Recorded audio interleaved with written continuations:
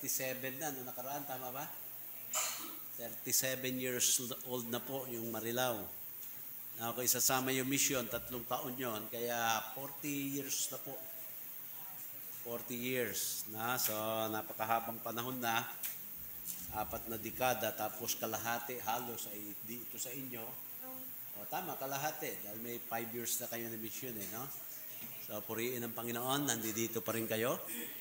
Lalo na yung mga Kunaha family. Dati kasya kayo doon sa video, ngayon hindi na Amen. No? Kasama po akong lumago sa kanila Nung nag-umpisa po ako sa Marilao, nung nagbibisikleta pa lang ako dito, ang waistline ko, ano lang, 27. Pero nyo, ngayon 40 na Anyway, talagang ganon. Sabi nga, pag ikaw ray tumatanda, kasama ng pagtanda, yung paglaki mo rin. Sana yung paglago no? Kasi hindi, lumalaki So, puriin ng Panginoon. 67 na po ako ngayong year na ito. Kaya sa October, 67 na ako. Ang aking prayer, sabi nga ni Pastor Jerry, na lumawig pa raw yung buhay ko, ang aking prayer, abutin ako na 95 years old. Na productive, hindi po yung bedridden. Kung bedridden ka, tapos abutin ka 90 pa, mabuti pa talagang mawala ka sa mundo So po yun ang aking prayer, na abutin pa po ako na naglilingkod sa Panginoon. At para maabot ko po yan, itong October, ang birthday ko, dapat 67 ako. By 2 na po yun. Kaya magiging 68 na ako next year, 70 na. By 2 na po ang bilang, hindi po by 1, para umabot ng 95. Ano po. So, salamat kay Pastor Jerry, Carmelo, syempre kay Nanay Linda. Ano po, alam niyo, maraming mga imposible sa tao, pero posible sa Diyos Pangako niya naman. Actually po, yun ang aming mensahe to Sundays na po, na ginagawa po namin, na kapag ikaw ay malalagay sa isang sitwasyon na mahirap na sitwasyon, na tanging milagro na lamang ang makakatulong sa iyo Di ba? Meron tayong mga pagkakataon na gano'n, talagang milagro na lang ng Diyos Na ang ating pong church ngayon, inaatake ng demonyo. Ano po, Meron po kaming 3 babies na, actually dalawa yung bagong panganak, na yung isa po nasa ICU po ngayon. Yung isa naman under observation. Nasama po yung aking apo po doon, nakaisa-isang babae, na siya po ay na-diagnose na 8 months old pa lang po siya ngayon, na may cerebral palsy. Yun po, napaka-cute mga kapatid. Kaya ang amin po mga puso, dahil ito nga po sa Marilao, medyo po mabigat. Kaya yun po yung sinasabi ko, nung pinreach ko po sa kanila nga, na tanging milagro na lang ang kailangan, yun po yung galing lahat sa puso ko Maaaring imposible sa tao, pero sa Diyos wala rin imposible. Sabi ng banal na kasulatan Ano po, kaya isama nyo lang po, yung aking apo, Yumi po ang pangalan niya, Mayumi. Tapos yung meron po maliit na parte ng kanyang brain, ay apektado po. So, ibig sabihin, parang merong hindi talaga nagpa-function. Nakita po sa CT scan. At kailangan pa raw ma-rule out pa yon, kailangan pong MRI. Yung nga lang po, mahaba raw ang pila ng MRI, kaya hindi pa nila alam kung kailan. So mag-undergo po, siguro ito ng mga therapies, mga rehab, na alam naman natin sa Panginoon, laging may pag-asa. Hindi mo ba? Yung isang anak naman nga ni Brother Raven at Sister Chrislane, siguro kilala niyo po yan. Yun po yung mga Diaz sa amin, mga kapatid ni Ate yan, nila Cathy. Yung anak naman nila, ilang linggo na ba pinanganak? Wala pa 1 buwan, Wala pang 1 buwan. Ngayon po nasa ICU, ang findings naman po na hydrocephalus naman. Kulang po sa buwan kasi 8 months pa lang, nasisaria na po. Dahil pumalipot daw yung cord sa leeg, kaya pilitan silang i-cesarean. At naiwan pa sa ospital, in-incubator, tinubuhan pa po dahil makahinga. Tapos yung isa naman po, yung apo naman ng mga Espanyola, ganun din. 8 months pa lang po. Panganak na, cesarean din, ngayon po naka-incubator din. Kaya ang Diablo, mga kapatid, siguro yung mga matatandang miyembro ng Marilao, hindi na kayanan ng Diablo labanan dahil matatag na Kaya ang ginamit ng Diablo, yung mga babies po namin. Pero ganun pa man, hindi pa rin kami susuko. Amen? At kami susuko, parang natuwa ang demonyo. Sabi nga, why worry if you can pray? Di ba? Sino pa ba tatakbuhan pa natin? Di ba Panginoon din naman? At alam naman ng Panginoon lahat yung nangyayari. Di ba? Kaya hindi po tayo papayag na paghinain ang ating pong mga puso at damdamin ng demonyo. Di ba? Alam nyo naman yan. Sabi ko nga sa puso inyo, si Satanas, demonyo talaga yan Di po ba? Kaya wag mong basta babaliwalain yan. Pero we can pray, kaya kami po ngayon ay talaga pong sama-samang nananalangin para sa kagalingan. Naalala niyo po kasi, we are in a journey bilang Kristiyano. Bilang mananampalataya. Sabi nga ng inyong team, tayo po ay tumatakbo. Ang buhay na naki Kristo ay talaga pong isang karera yan.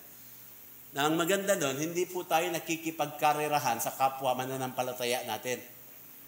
Na hindi po ako o kayo o si Pastor Jerry ang aking kalaban, hindi po.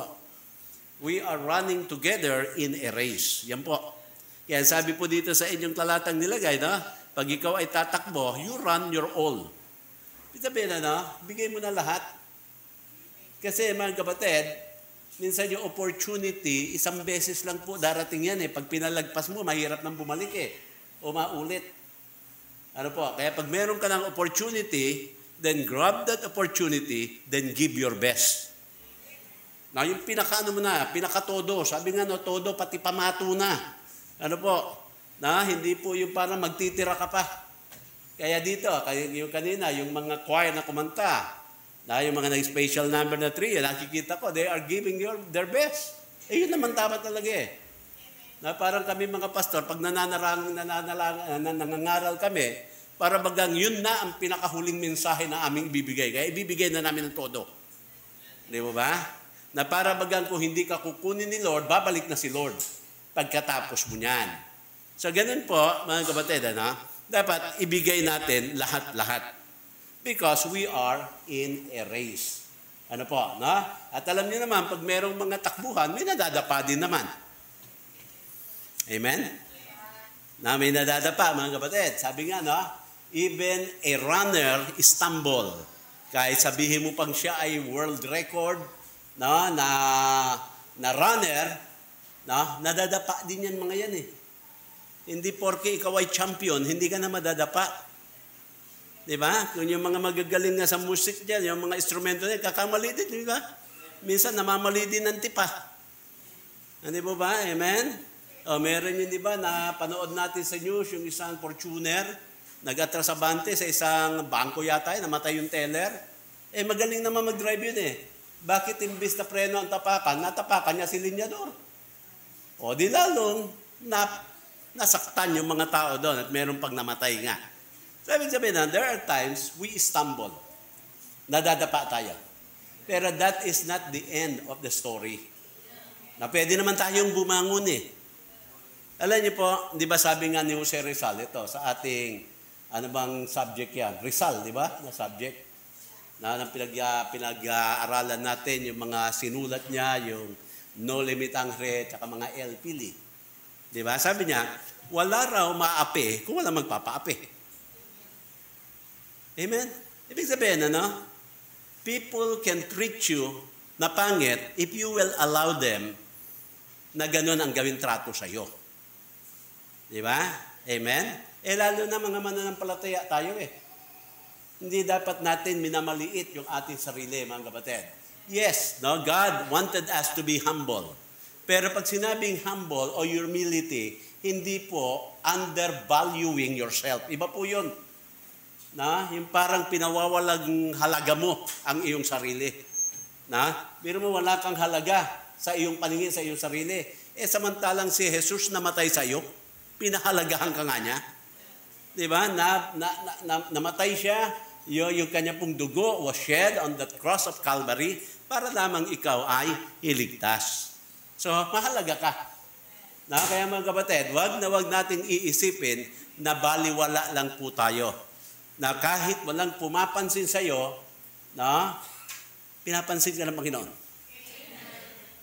Di ba?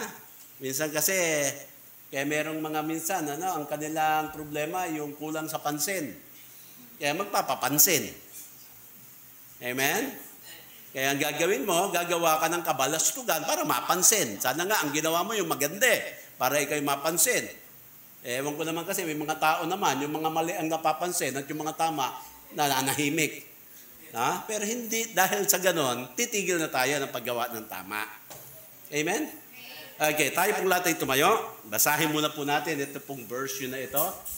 Sabay-sabay, 1 Corinthians 9:24. Okay, ayun pa. Okay, basahin po. Ready? Read. Know ye not?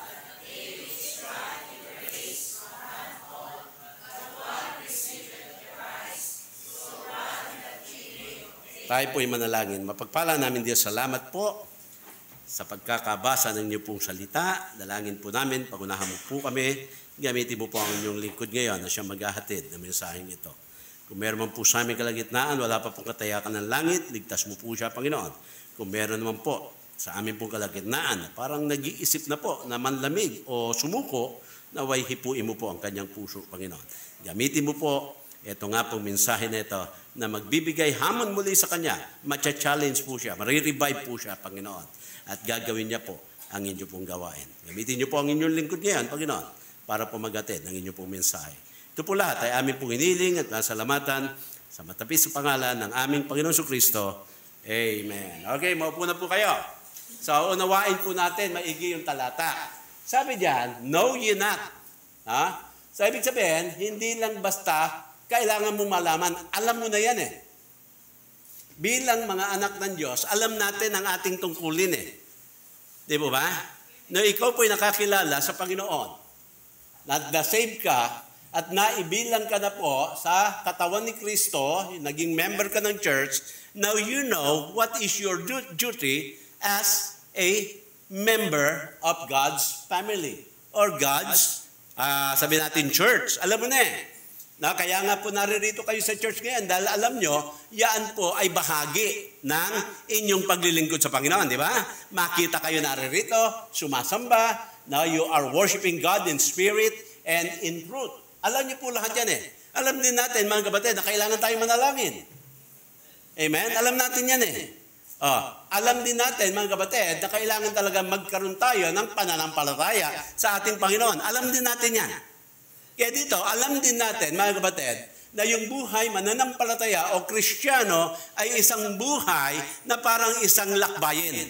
O lumalakbay ka po. In this case, ang ginamit po ni Apostol Pablo na kanya pong para ipaliwanag ang buhay ng isang mananampalataya ay parang isa pong paligsahan ng pagtakbo. At dito po, hindi lamang po ito, alam niyo po ba, pag kayo yung track and field, alam niyo po ba yan, di ba, Meron po dyan 100-meter dash. Diyan po nakilala si Lydia de Vega. Sprint ang tawag po sa kanya. Siya ang pinaka-most fastest women sa Asia. Wala po manalo sa kanya dyan World record holder yan, mga kapatid.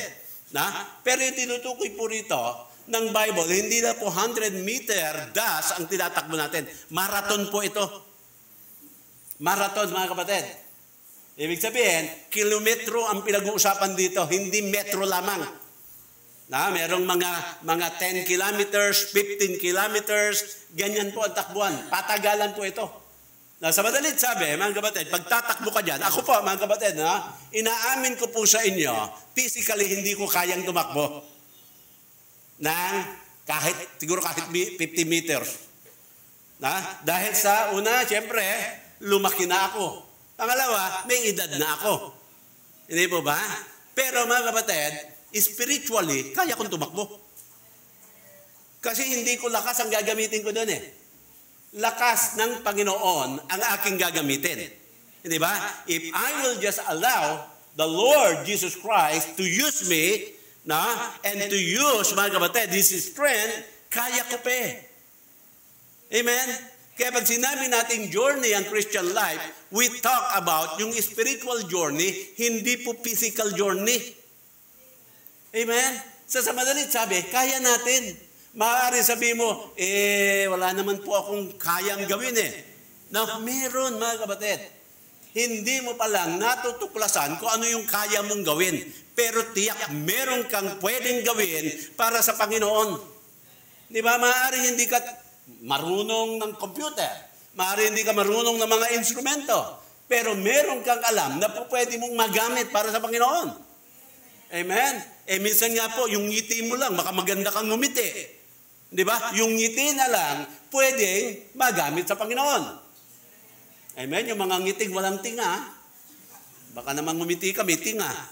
Na imbis na magbibless yung ngitian mo, baka ma-offend. Sabihin, mga kapatid, yung maliliit na bagay, pag yan ay inilagay sa kamay ng Panginoon, malaki po ang bilang yan Amen? Di ba? Magpulot ka nga lang ng mga dumi sa church Malaking bagay na po yun So, ibig sabihin, we can always, parang volunteer ourselves para po magamit ng ating Panginoon. Kaya natutuwa po ako, mayroong nagkakandak, may kumakanta, mga kapatid, may nagtusong lead, mayroong tumutugtog, andiyan po, mayroong sa computer, di ba? At mayroong nakikinig. Yun po ang maganda. Kung wala ka na po, mga kapatid, magawa talaga contribution, magaling kang makinig, di makinig ka. So may bahagi ka pa rin. Hindi ba? Because sabi nga, we are running a race. At sabi nga po dyan, mga kapatid, na which run in a race, run all. Sabihin, lahat po ng alam mong po pwede para ikaw ay makatapos yung takbuhin na yung gagawin mo. Gagawin mo po. Kasi meron mga pagkakataon. Kayo po ngayon, opo. Guro, kayo nga po ay talagang matatapat. Pero merong mga pagkakataon, manlalamig ka. Manlalamig ka. Na dati maaga kang umattend ng church, ngayon nalilate ka na. Dati umaga at hapon nandoon ka, ngayon umaga na lang. Di ba paunti-unti Hanggat totally, hindi ka na dumadalo So ibig sabihin, hindi ka nakapag-prepare doon sa mga ganong yugto ng buhay. Sabi nga, pag ikaw po'y tinatamad, manalangin, yun ang pinaka-the best na oras para ikaw ay manalangin. Di ba? Yung ayaw kang manalangin, yun ang dapat ka manalangin Kasi alam niyo po, ang diablo, ikaw ay in-encourage na wag. Di ba? Pag ikaw ay inaantok sa preaching, yun naman ang dapat na ikaw ay makinig sa preaching. Amen. Buti dito, kitang-kita ay natutulog. Doon sa Marilao, sabi ko, pag ako nagpipreach, okay lang na matulog kayo. Hindi ako magagalit sa inyo. Kung kayo po ay parang inaantok, matulog lang kayo doon. Isa lang ang aking pakiusap. Na pag kayo ay matutulog habang kayo nagpipreach, wag lang kayong hihilik. Kasi baka maggising yung katabi mo Amen. So, yan po, mga kapatid, Sabi dito, if you run the race, you run all, ang sabi po dyan, merong premyo. Amen? So, sa madalit sabi, anuman ang pinagagawa ng Diyos sa atin, lagi po yan merong gantimpala. Hindi po siya magpapagawa na wala pong gantimpala. Meron po laging kalakip po yan na pagpapala. Di ba sabi, give, doon po sa ating giving, give, anong kasunod yan? And it shall be given. Di ba? Sa madalit sabi, mga kapatid, pag nag-utos ang ating Panginoon, pag ikay sumunod, meron pong kapalit yan. Though, na hindi naman po tayo after doon sa mga kapalit. Kasi meron mga iba, parang, ay magbibigay ako sa Panginoon para dumami ito. Walang pinagkaiba ka na humawak ka ng pera, sabi mo, itataya ka ito sa sugal, baka sakaling dumami. Ginawa mong weteng ang Panginoon Hindi mo bro yung gano'n, di ba? Amen?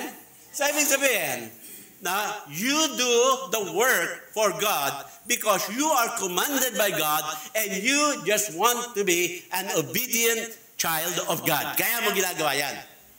Hindi po ba? Amen? Kaya yan po sinasabi po dito. Now, tayo po ililipat dito po sa Hebrews chapter 12, verses 1 to 3. Ito po. Ito po ay may kaugnayan pa rin dito sa pagtakbo.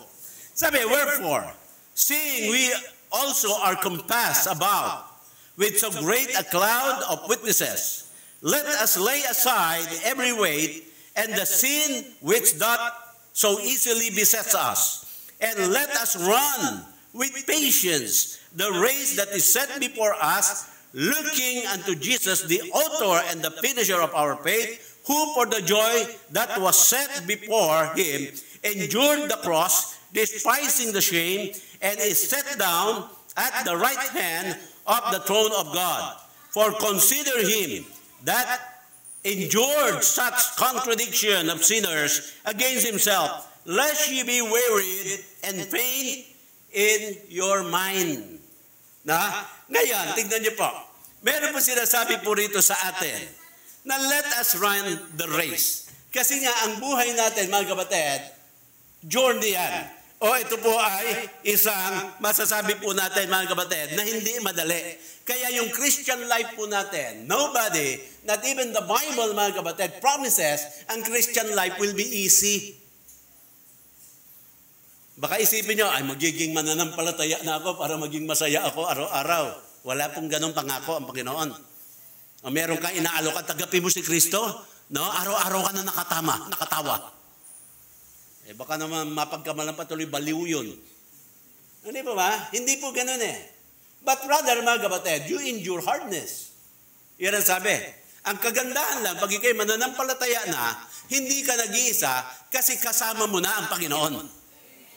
Di ba? Hindi mo na, ikaw lamang mag-isa ang humaharap ngayon sa anumang pong klaseng mga pagsubok. Andiyan na ang ating Panginoon. Kaya sabi po rito, mga kapatid, sa John chapter 16, verse number 33. Ayan. Sabi dito, these things I have spoken unto you, that in me you might have peace. Yan. Sabi po ng Panginoon, ha? Ito ang sinasabi ko sa inyo, pag kayo nasa akin, meron kayong kapayapaan. In the world, you shall have tribulation. But be of good cheer, I have overcome the world. Amen? Sa madalit sabi po, eto, pag tayo po ay na kay Jesus, may kapayapaan. Amen? Na? Kaya pag ikaw ay lalayo kay Jesus, ang nawawala, kapayapaan. Sino ba ang ayaw ng meron kang kapayapaan? Sabi sabihin, lahat tayo, gusto natin meron tayong kapayapaan eh. So kung meron tayong kapayapaan na naka Jesus, sinasabi ng Panginoon, huwag mo kong iwan kapalit ng sanlibutang ito. Kasi ang sanlibutang ito ay puro tribulation, puro hirap. Kaya mga kapatid, yung saya ng buhay, yung pong sabihin natin na mawawalan ka na ng problema o wala ng problema, hindi mo matatagpuan yan sa ating buhay ngayon. Bakit po? Ito po yung mundo. Ito po yung material earth. Wala pa po tayo sa langit. Amen? Ibig sabihin, na kung wala na talagang ayaw mo na magkaroon ng mga kapigatian, yung pong lugar na yon ay langit, hindi po sa mundong ito. Kaya huwag mo hahanapin, gusto ko ganito na lang, kung meron kang pera, pupunta ka sa isang magandang lugar, sabi mo, siguro dito magkakaroon ako ng rest. Dahil tahimik, mga kapatid, maraming mga bagay hindi kayang bilhin ng pera. Nakakabili ka ng mamahaling mga pagkain, pero pag wala kang gana, hindi mo rin makakain. Bigay nyo na lang sa amin, kami hindi nawawala ng gana eh. Amen? Bibili ka ng pag-ibig, lalong hindi. Kayo ba mga young people, nadadaan ba kayo sa regalo? Pag narigaluhan ba kayo na marami, sasagutin nyo na kaagad? Meron ako niligawan noon. Niligawan ko po siya, second year high school hanggang second year college. Tapos sinagot po ako, amen? Ang tagal, di ba? Sinagot niya po ako nung college na. Tumawag sa bahay, okay na raw kami. Hindi kami nagkita. Kinabukasan pinuntahan ko, binrake na po kayo. Binrake ka agad ako. So naging, ko po siya, naging girlfriend ko ng isang araw, hindi pa kami nagkita. Kasama naman na. Kaya nagalit po ako. Sabi ko, bira ka, bakit gano'n? Na lahat ng mga niregalo ko sa'yo, balik mo sa akin lahat. Bino mo second year, ang gagkala. Ang dami nun, binabawi ko eh. Pero mga kapatid, hindi mo kayang bilhin ang pag-ibig. Siguro, yung mga kalaswaan, pwede kang bumayad niyan. Hindi ba? Pero hindi po pag-ibig yun eh. Pita ng laman po yun eh. Di ba, amen? So, sinasabi dito ng ating Panginoon, sa mundong ito, puro kapighatian. Pero sa akin, kapayapaan. Mamili ka ngayon. Kasi, mas maigi na ikaw ay malungkot na mananampalataya kesa namang masayang makasalanan. Apa niyo po? Amen? So, I rather be na yung malungkot na mananampalataya kesa naman po, opo, masaya ako, makasalanan naman ako. Wala rin po yun eh. Hindi po tunay na kasiyahan po yun eh. Kaya dito po, sa aklat ng Hebreo, ang binasa po natin ay sa chapter 12, kung mapupunan nyo po, medyo familiar po kayo sa aklat na yan, hindi ba yung chapter 11, diyan po nakasulat lahat yung mga heroes of faith natin? By faith, si Abraham, ganito, by faith, si Moses, by faith, di ba? Lahat po yan puro heroes of faith, mga kapatid. Sila po ay nanindigan, sila po ay talagang nagtrabaho para sa Panginoon, at sila po ay mga tumakbo. Tumakbo po sila, mga kapatid, nung kanilang takbuhin o yung race na yan, at dito makikita po natin na they